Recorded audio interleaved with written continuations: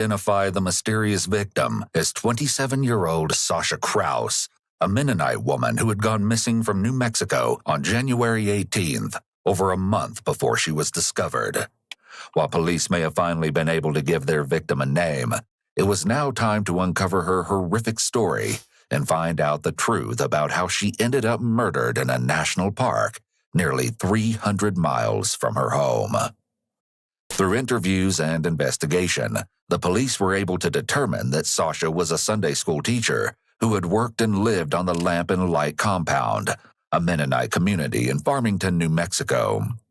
On the night of her disappearance, Sasha was making a quick late-night stop by the Sunday school to finish an errand. When she failed to come home that night, Sasha's roommates alerted the community and the police were soon involved. Unfortunately, the case had hit a dead end fairly soon after beginning, and it seemed like Sasha had simply vanished into thin air. However, not only did authorities now have Sasha's body, they were also able to recover her phone, a key piece of evidence that could likely point them in the direction of their killer. Through phone records, the police were able to deduce that Sasha hadn't just vanished. She'd been kidnapped. As her kidnapper drove her to Arizona, Sasha's phone could be seen pinging off of select phone towers before it died. Throughout her entire trip to Arizona, there was only one other device pinging off of those same towers, and it belonged to a man named Mark Gooch.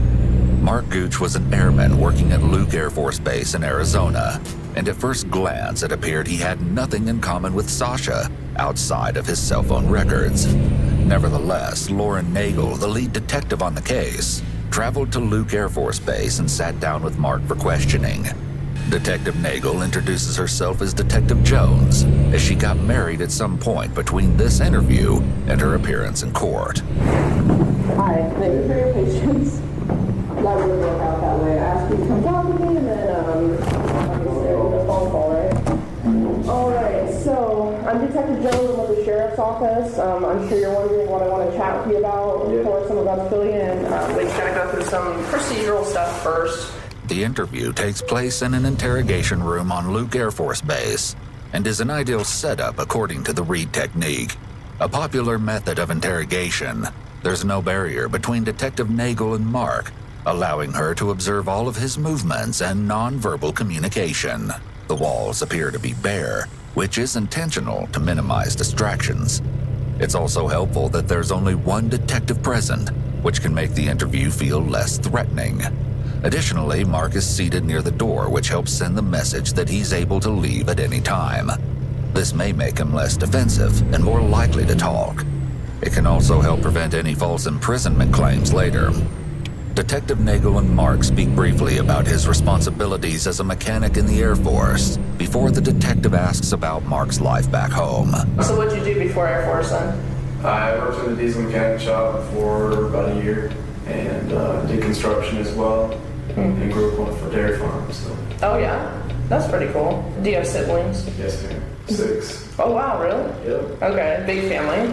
Tell me about them. Like how many brothers, sisters? I have 3 brothers and 3 sisters. Okay, got it. And where are they at now? All over the country. All over? Yes, ma'am. Are you the youngest? Yes, ma'am. Okay. Who would you say you're closest with? I don't know, we kind of got separated pretty good after everybody started moving out. So you're not close with any of them though? I talk with them on the phone here and there, but I'm probably closest. Maybe my brother back in Wisconsin. Oh, gotcha. Which brother's that? It's Sam. Sam. Okay. Mark comes across as a polite, well-mannered airman, but as we'll see over the course of the interview, this is just a facade. So what do you do on your time off? Play on my computer sometimes, play some games, go hiking as much as possible, but work on my car, I love to try to stay active. Cool. Do you like go to church or anything like that? No, man, church closed down. Oh, that's closed too? Coronavirus. Got you. Is that something that you did before it closed? Yes, ma'am. Okay. Yes, ma'am. I attend church quite a bit. Okay. If you don't mind me asking about that, what kind of religion did you grow up in? We grew up in a Christian, I guess the religion, I guess is how you call it, but Christianity is how I was raised. Oh, okay. Any like specific denomination of Christianity? Mainly, they were called Mennonites, or Amish, I'm not sure how. Oh,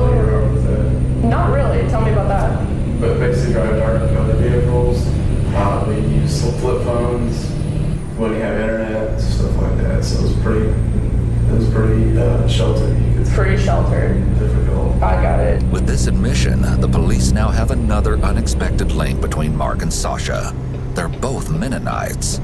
When the detective brings up the topic of religion, Mark starts to fumble with his words, indicating that the topic of religion may be something Mark doesn't want to talk about. In that last 6 months, have you traveled out of state anywhere?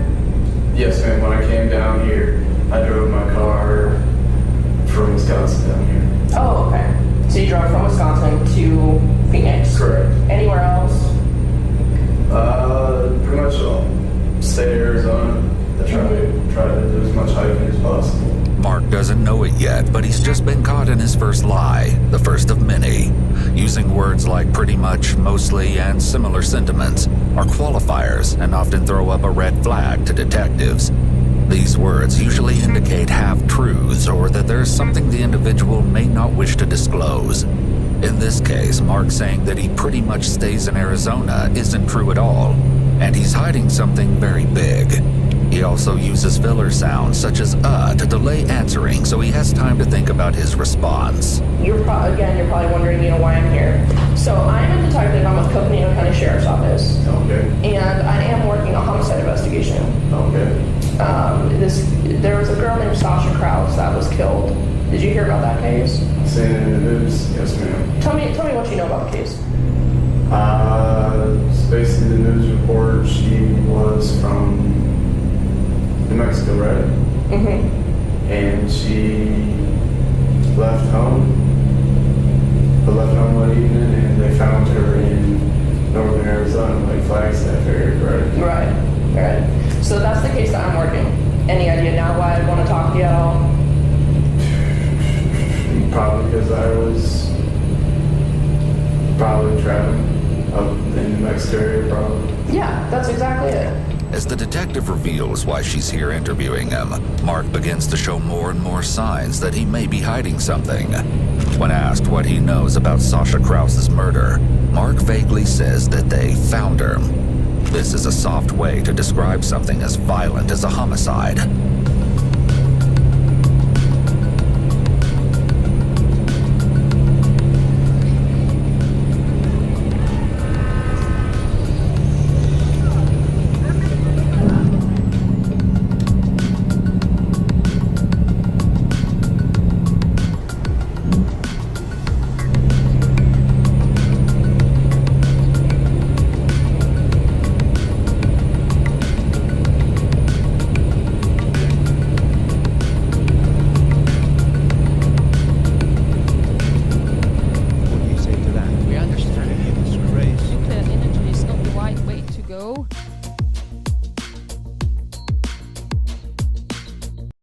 And they found her in northern Arizona. When suspects shy away from using realistic words such as murdered or killed, this can be a red flag for possible deception as they're minimizing the crime.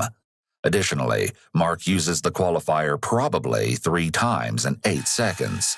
Probably because I was probably traveling up in the New Mexico area, probably. So we've got these things called license plate readers. Okay. And your vehicle hit a license plate reader in that area. So tell me about that. You were traveling then.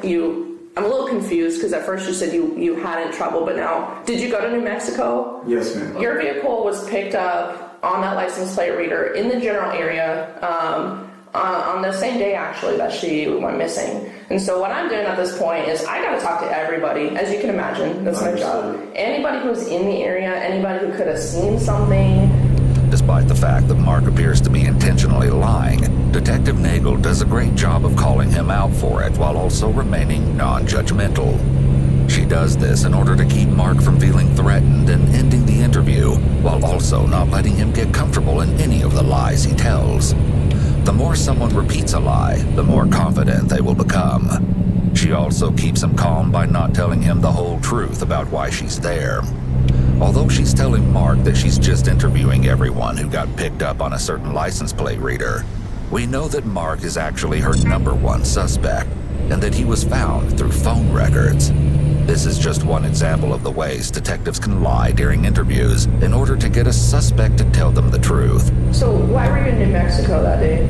I was planning on going, so I was checking out Mennonite churches. I had traveled up to Flagstaff. Mark takes a big pause after he says he traveled, followed by his foot twitching, and then he says to Flagstaff. I had traveled up to Flagstaff. This is something called a cadence switch, which is essentially a disruption in the flow and inflection of speech. In an interrogation, this can be seen as an indication of something being left out of a story, as the speaker paused and changed their speech pattern. I was hoping that ski resort was still open. Yeah. They were closed due to coronavirus starting up. And so I figured I'd go check out a Mennonite church up in that area. So I knew some people from Wisconsin that used to live there. And I wanted to go just attend because I really been missing that social life I Yeah. used to have in Mennonite churches. Is there any reason why you didn't tell me when I asked you if you've traveled? You didn't mention that to me. Is there a reason that you didn't? No, I'm sorry. My memory just, I don't know. It's not what it used to be. I'm tired today. I'm sorry for failing to mention that. But Okay. I was not trying to hide or withhold information. Okay, thanks. Once again, Mark is caught in a lie. While explaining why he was in New Mexico, he mentions that he was wanting to go skiing. However, the ski resort he drove to, the Arizona Snow Bowl Ski Resort in Flagstaff, was closed due to COVID-19 restrictions. In actuality, the Snow Bowl didn't close for COVID until March, well after Mark would have been there on January 18th. As he says this, he half shrugs with his right shoulder. It's barely perceptible, but lines up when he says, "I don't know." Internally, he does know, and is just making excuses, but he's not confident in his memory excuse. Mark is also sitting with his leg crossed in a way that creates a barrier between himself and the detective. He switched to this guarded position after he was asked about traveling. When questioned about why he didn't mention this trip earlier, Mark's military formality helps him appear more truthful than he's actually being. He refers to Detective Nagel as ma'am and immediately apologizes for not mentioning the trip because he was tired. Unfortunately for Mark, no matter how polite he is, this omission is definitely a sign that he has a reason to keep this trip a secret, and the detective has certainly picked up on that. Do you remember that day then when you went to New Mexico?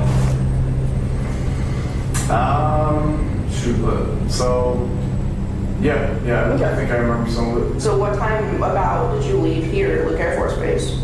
Probably left fairly early in the morning. Okay.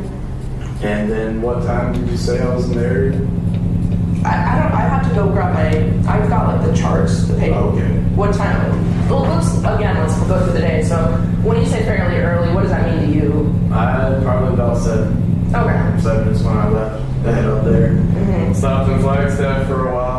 Just got got some fuel, I believe. This is one of the last fully truthful statements Mark says while recounting his trip to New Mexico. While he may think he's being sneaky with his lies, Detective Nagel knows a lot more than she's letting on, and is ready to catch every lie Mark throws her way. Did you go anywhere else while you're in Flagstaff? No, not on the way up. Yeah, pretty much straight driving. Had a really pretty snow-capped mountain up there. Yeah. At that time. So you stopped in Flagstaff, you got gas, and then you think that you drove directly to the church in Farmington? I stopped in Farmington to get some fuel. Watch how the detective suddenly starts kicking her foot. Since this discussion is about the scene of the crime, she likely feels a lot of pressure with these questions, trying to make sure she gets his story, and also has what she needs to confront him later. With all of his deceptive behavior already, she's likely fairly certain that he is the person she's looking for, and these are really the high-stakes questions. About 2 o'clock in the afternoon, I had swung by the church just to check their sign and see what time their services was, and they were, I think it was just Sunday evening. At this point in the investigation, Detective Nagel has spent a lot of time at Sasha's church, looking for any sign of what happened to her on January 18th. Work today is broken. We're all working in too many disconnected apps, and it's killing team productivity. But for the first time, there's a platform that fixes it by combining everything you need. In her entire time there, the detective has never seen any sign even somewhat similar to the one Mark is claiming to have checked. Did you like talk to anybody while you were there? No, there was no one at the church, and I didn't want to bother anybody. So Did you like it? I don't know. What is it a church that like what you grew up in or different? it looked fairly similar, but it's not really the same. So I'm a little disappointed with the whole long drive and everything. I didn't really see it as working out long term to make it there. Yeah, that is a long drive. It'd be way too far to drive every weekend, so I got talking to my friend. He wanted to go hiking on Sunday, and I really wanted to make it for that. I work with him in the shop, and Who's that friend? his name's Kefley. Mark claims that he made plans with Kepfley to go hiking the following day. However, according to Kepfley himself, the two actually went to a swap meet, also known as a flea market. From what I'm understanding, it doesn't sound like you were there for very long. No, man. And then where did you go after that? I can't remember if I was going to go look for a hike, or did I head straight back? I think I started, once he called me about the hike on Sunday, I think I started heading back. He called you Correct. while you were over there? Correct. Okay. According to Mark, Kepfley called him to discuss plans. However, the phone records disagree with Mark. Mark and Kepfley only texted that day, and in fact, the only person that Mark spoke to on the phone was his brother Sam. Not only did Mark and Sam call, but they actually called each other 6 times, for a total of nearly 2.5 hours, which is longer than the two had talked on the phone for the last 6 months combined. On the way back home, did you stop anywhere? I don't know, I might have made it to Phoenix. I'm a full-time cop, I don't know. I'd have to check. Okay. So am I understanding correctly, you don't remember stopping anywhere? No, Is that fair to say? Yes, ma'am. Okay. Do you remember what time you got back here to home? It was fairly late. It was probably 8 or 9 o'clock. So I got back. Long day, man. Yep. Mark makes a lot of lip and mouth movements here, known as micro-expressions. One of the biggest indicators of deception and hiding something is a movement called disappearing lips, which Mark demonstrates. Once again, Mark's account of the trip contradicts his phone records. While he might say that he went straight home from New Mexico, the records actually show him stopping in Sunset Crater National Park for several hours. With Mark having officially told his story about where he was on the day of Sasha's murder, Detective Nagel is noticing more and more red flags. Mark consistently lies, hesitates, and supposedly struggles to recall information when he is asked about stops he made, times, and what he was doing at specific points throughout his trip. When a suspect has a memory of extremes, meaning their memory is either too good or too bad, this is seen as a red flag to detectives. Just over 2 months have passed since January 18th, so it doesn't make sense that Mark is struggling so much to recall basic information about his trip. Given that this trip was pretty out of the ordinary for him, the trip should actually stick out in his mind even more. What do you think should happen to the person that did that to Sasha? As far as, like, what are you getting at? Like if we caught the person who killed her, what should happen to them? Well, we should probably work around with my community has a way of doing things differently. In the Reed technique, this line of questioning is known as the punishment question, and it can be a good indicator of deception. Individuals who give vague answers are more likely to be deceptive than those who answer with strong, definitive punishments. Mark pauses for an incredibly long time after being asked what he thinks should happen to Sasha's killer, and he eventually settles on, "I don't know." This is the exact type of vague answer that sets off alarm bells for detectives when it comes to the punishment question. After a few more questions, Detective Nagel tells Mark that she's going to step out for just a few minutes to review her notes. After letting Mark stew for 10 minutes, Detective Nagel comes back in and gets ready to really take Mark's story apart and figure out what exactly it is that he's lying about. On the way back, what time did you come back through the gate? It was dark, possibly 8 or 9. Probably later than that, I'm not sure. So what's like a reasonable time frame? So like you're saying around 8 or 9, like what's the latest you think you possibly came through that gate? Probably could have been 1 or 2. 8 or 9 to 1 or 2 is probably the most time frame that I can think of. Okay. It was dark. It's pretty different. I understand. Okay.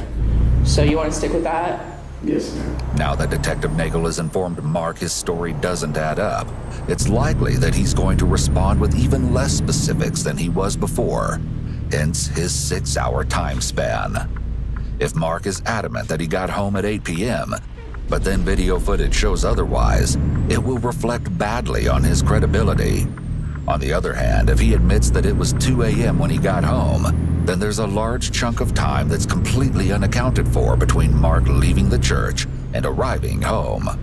While Mark might be trying to avoid getting caught in a lie by avoiding specifics, in actuality, this just makes him even more suspicious. So what if I told you that the time that you came in the gate that morning was 6:53 in the morning? Would not guess it was that late. That's a long time. Yes, ma'am. So how do you explain that? I stopped and slept in the car. On the way back, I had trouble staying awake. Tried to stop and sleep multiple times, but couldn't really sleep. It was cold. Okay. Only driving back. Okay. Now, Mark has to scramble to fill in the gaps that Detective Nagel is pointing out. Mark claimed he left at 7 in the morning on January 18th, and according to the detective's records, he didn't get home until nearly that same time the following morning. Not only is this around 10 hours after the original time Mark gave for when he got home, but it's almost 5 hours after the revised time he gave. It's also highly suspicious that he has never mentioned this supposed nap he took in his car on the way home. And it definitely comes across that Mark is doing anything he can to try and cover up his lies.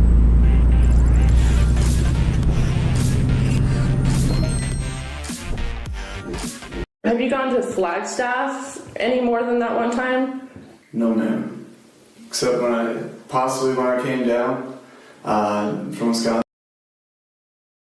Not only is this around 10 hours after the original time Mark gave for when he got home, but it's almost 5 hours after the revised time he gave. It's also highly suspicious that he has never mentioned this supposed nap he took in his car on the way home. And it definitely comes across that Mark is doing anything he can to try and cover up his lies. Have you gone to Flagstaff any more than that one time? No, ma'am. Except when I came down from Wisconsin to Luke. I don't remember which route I took. Okay. So after this New Mexico trip, you have not gone back up to Flagstaff again, is that right? Not to my knowledge. Mark saying not to my knowledge doesn't make sense here, because how could he travel somewhere without his knowledge? This is a selective memory statement, but in this situation, it also just doesn't even fit with the statement, and he would have been better off going with "I'm not sure," or "I don't think so," or some other selective memory statement. He must be starting to really feel some anxiety about this, because his thought processes are less logical and his word choices aren't great. So I know that you went back up to Flagstaff a couple days later. Okay. And I've got a couple different ways to confirm that, like your gate checkouts and evidence that you were up in Flagstaff. So did you go back to Flagstaff for some reason a couple days later? Possibly went for a drive. Went to go. I don't remember. When asked about going to Flagstaff again, Mark hesitates for a long time before answering. Significant delays can be a red flag for deception. Some questions require thought, so it would make sense for someone to stop and think before answering. However, it doesn't take this much thought to remember if you recently went to a town 2 hours away from where you live, meaning that Mark's hesitation just comes off as suspicious. Clearly, Mark isn't going to be truthful about what he was really up to on January 18th. So Detective Nagel changes gears and starts asking Mark more about his Mennonite connection to Sasha. Earlier when we were talking, you mentioned how when you're not born into the Mennonite church, we use that word outsider. Like you're kind of an outsider compared to like people who are born in. Sasha was like that too. Did you know that? that No. her was not born to Mennonite church. So I'm wondering if you're willing to kind of tell me. I noticed I just saw a little bit of an emotion in you when we talked about that. Is there something that happened to you in the Mennonite church that upsets you? Not really, it's just a way of life, and I didn't really like, and I was happy to be out of it. My parents left the church. By stating not really, he's denying anything happened to him, but not strongly. By using a qualifying statement instead of just saying no, it suggests that there is something, but he doesn't want to talk about it. Okay. So Mark, what I do for a living is talk to people. Understood. And I just feel like I can read people a little. I know I don't know you. I'm not going to even pretend I do. So, but there's something there. And is it just something you don't want to talk about? Something that happened that made you leave the church? No, ma'am, I pretty much left the church when my parents decided to leave. Okay. Mark uses another qualifier, but what is more interesting are his lip movements. It seems like his lip movements are his fidgeting behaviors, but he's probably had some training about not showing anxiety both in the home he grew up in, as well as in the military, so he doesn't have a lot of the bigger nonverbal cues that we look for. Yet these lip movements, which continue to return to the disappearing lips, make it clear that he's withholding information. It's almost like he's trying to hold in whatever it is he really wants to say. While Mark may be playing it cool, the detective knows he's hiding something. Before this interview even began, Detective Nagel was able to go through Mark's text messages and saw some concerning things regarding his views on Mennonites. Espetáculo que realmente importa para cada de nós. In a text conversation, Mark and Sam are told by their brother Jacob, a Virginia state trooper, that he had just given 2 Mennonites a speeding ticket. Mark and Sam are both overjoyed to hear this, and Mark even says that he hopes that Jacob treated the Mennonites like shit. Sam makes a point of calling the Mennonites cultists, giving some insight into how he and his brothers feel about the religion. In another conversation between just Mark and Sam, Mark tells Sam that his surveillance on the Arizona Mennonites that morning was boring. The use of the word surveillance was incredibly alarming to authorities, and clued them into the fact that he may have been planning some kind of attack on the community for quite a while. We have a detective talking to Sam right now Okay. in Wisconsin. Okay? And so I want you to know that for this main reason. Sam's telling us some stuff, and you're talking to me, and I want to just make sure, what both of you guys are telling us lines up. And what I know a little bit about from what Sam said sounds like something's going on here as far as like maybe you have hard feelings against the Mennonite church, or maybe like a grudge or something like that. So let me get this straight. You're talking to Sam right now, huh? Mm-hmm. So it sounds like I need to get a lawyer because you're trying to pin something on me. Well, I read your rights at the beginning of this. Yes, ma'am. And I'd like to see a lawyer now. You would like to speak with the lawyer? Yes, ma'am. Okay. So I'm not going to ask you any more questions then. I am going to have you sit here for a few minutes. Understood. And then I'm going to kind of explain to you what else is going on today, okay? Yes, ma'am. Okay. You go with that water? Correct. All right. Detective Nagel is using a bit of the prisoner's dilemma technique, pinning one suspect against the other. We see him do a big anchor point movement immediately after, and his illustrators don't line up with his words. As soon as the detective leaves the room, Mark unbarriers his legs. Detective Nagel's comments clearly struck a nerve with Mark, and for the first time, we see him change his reaction and become stern. He clearly doesn't like that his brother is also being interviewed. Perhaps Mark has good reason to fear that Sam will say too much to the cops, as while Sam refused to answer the majority of questions during his brief interview, he did say one thing that caught detectives' attention.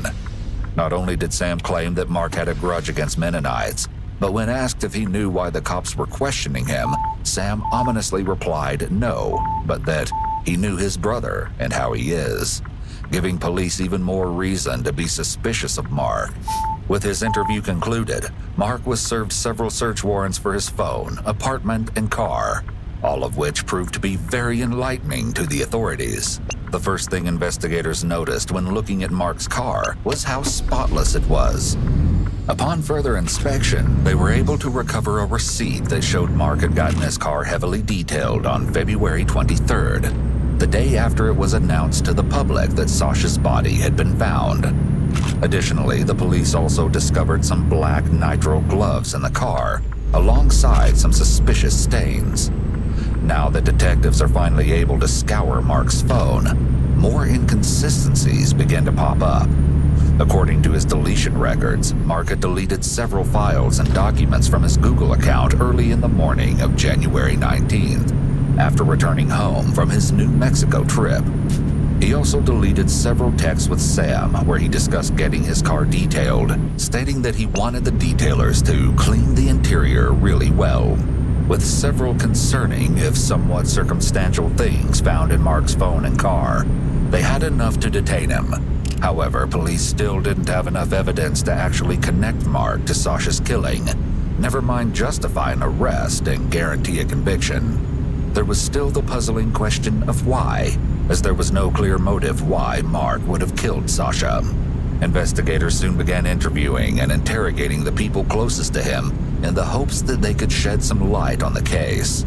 First, they started with Alex Golub, Mark's good friend from basic training. For the most part, Alex said that Mark seemed completely normal throughout their friendship.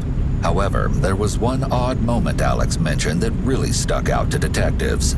Has Mark ever talked about killing people to you? No, ma'am. Just the text that we did have. We were going to go spec ops together, and we were kind of looking at TACP, and he mentioned in one of the texts that something like he'd be happy to get paid for killing people. Exactly. But I was just like, oh, I mean, that's a kind of like a huge thing. It's just a weird thing to say. So I was like, oh, that's just huge. And also, you know, it's the enemy. So I mean, I don't really take it as like he's wanting to kill innocents. It's more like the enemy. Okay. These are exactly what you're referring to, probably. See that the highlighted conversation between you guys? Yes, ma'am. Is that what you were just talking about? Let's go TACP together. Yes, ma'am. Do you have the one where it says he? Yes. Where it says, I would like to get paid to kill people. Right. And I don't have the next page, but from what I recall of that conversation, you didn't say, whoa, man, that's weird. Or, you guys kind of just went on. I think I just typed his name in all caps, because that's what I would always say. Okay. If he said something just like strange. While Alex laughed off Mark's comment, there's no denying that it's concerning. This text from Mark implies that he may have been harboring these sorts of morbid desires long before targeting Sasha. It was about respect too. Like one guy in our sister class, he had his feet up on the desk one day, and Gooch was like, "Oh, you should probably get your feet off the desk." Mm-hmm. And the other dude made a snarky comment like, "Oh, you're telling me what to do," kind of thing now. Yeah. And I could tell that Gooch got pretty mad at that. I was like, would calm down. Okay. Alcance o sucesso online com a promoção do mês do consumidor da Hostinger. Planos de hospedagem a partir de R$ 9,99 por mês. Hospede vários sites e ganhe um domínio em meses extras grátis. Suporte 24 horas, todos os dias, sempre que precisar. Experimente sem riscos, com 30 dias para pedir reembolso. Fazendo ali, acho que, sei lá, em um dia a gente criou um site rápido e no dia seguinte já estava aparecendo no Google, os clientes já estavam acessando e a gente teve essa facilidade. From Alex's story about Mark, we can see some indications that Mark may struggle with anger control. The story is also indicative of excessive rigidity. People who are very rigid when it comes to social rules may often get into confrontations with others because they can't cope with seeing any rule-breaking behaviors they deem inappropriate. While this might seem contradictory at first, given the accusations against Mark, he may feel that the rules don't apply to him.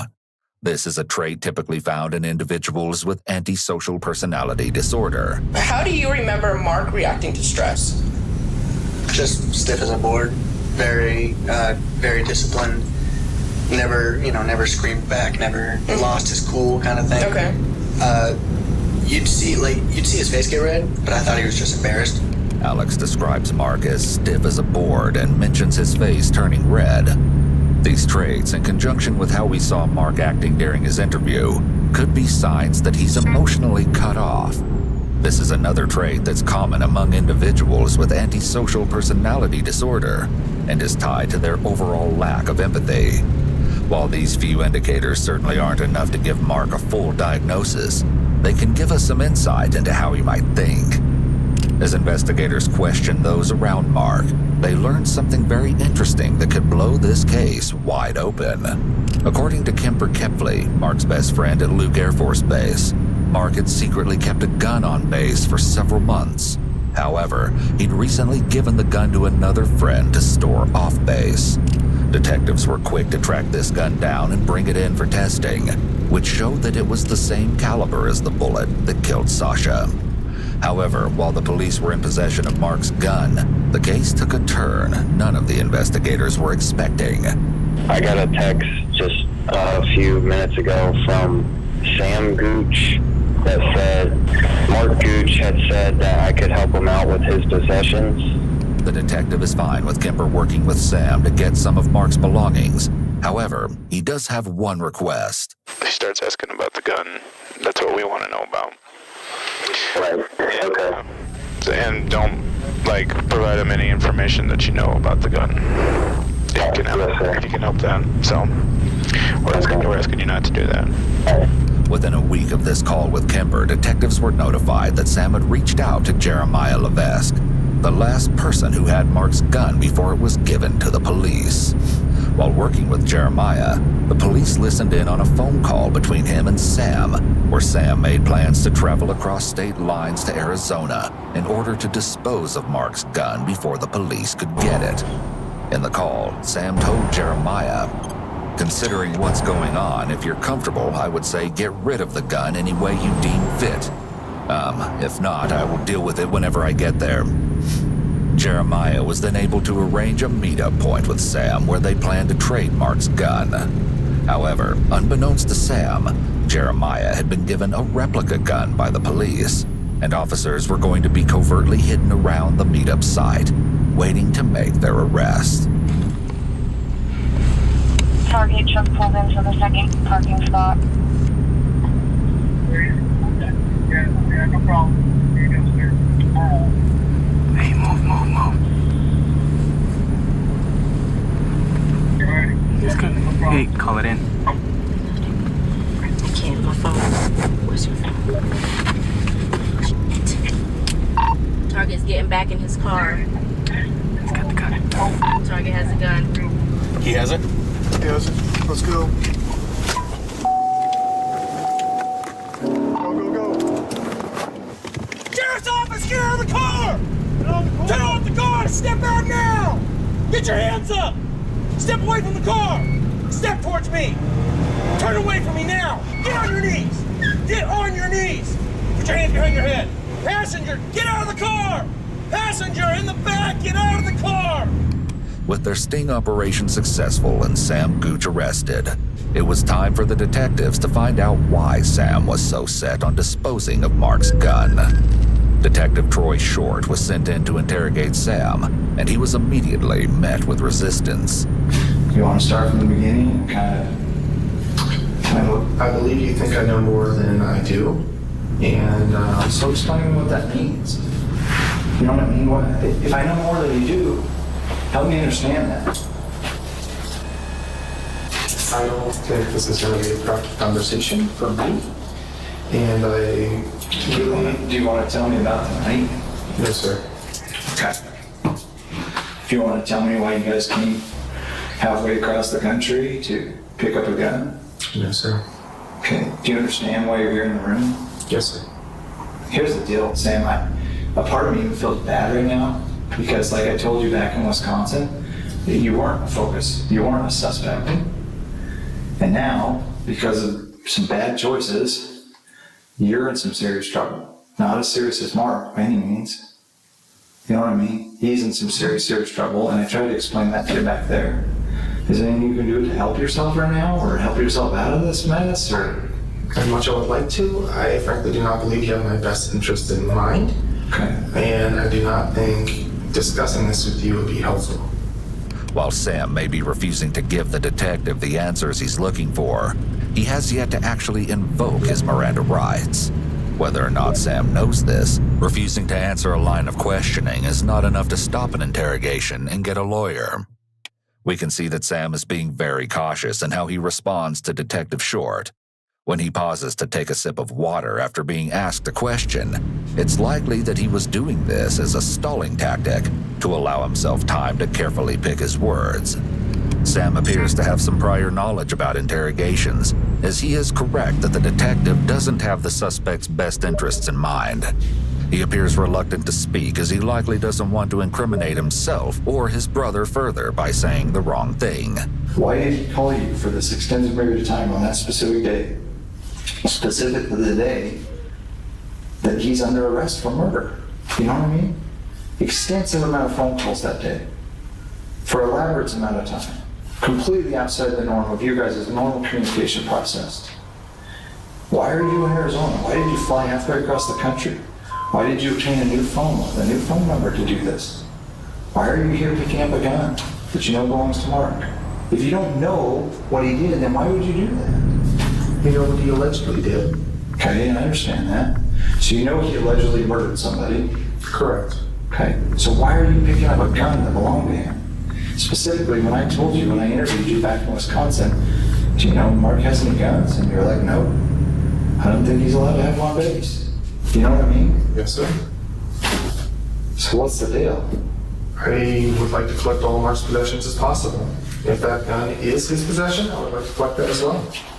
Sam refuses to tell the detective why he tried to dispose of Mark's gun, but there are a few possible explanations. Mark claimed that Sam was his closest brother. It's possible that he called Sam and used their close relationship to convince Sam he had to get rid of the gun. Not because Mark killed someone, but because police thought he did. It's more than evident that Sam has a distrust of law enforcement, so it would make sense for Mark to prey upon this feeling in order to persuade his brother that if Sam didn't dispose of this weapon, the police were going to frame Mark for something he didn't do. It's attempted destruction of evidence, attempted tampering with evidence, attempted hindering prosecution. I mean, there's 2 felonies in there. Like, this is a big deal. So do you want to help me understand it? Do you want to explain it to me? Do you want to... I don't think so. What is next in this process? The next part is you go down to jail. Okay. The way I see it, discussing this with you, you will only use it against me to make these charges stick, and to further incriminate Mark. Since Sam clearly understands how his words could be used against him, it's odd that he's still agreeing to sit here rather than asking for an attorney or outright refusing to respond. It's possible that his curiosity got the better of him, and he wants to find out how much the detectives know about Mark's crime. It's also possible that Sam is afraid and feels that if he at least agrees to sit in the interrogation room, he may be able to dodge the consequences of having helped Mark. With Sam's interview at a stalemate, the detectives are forced to look elsewhere for information. Throughout their entire investigation, the one thing they haven't been able to deduce clearly is motive. Was this just a random killing? Or was there something more at play here?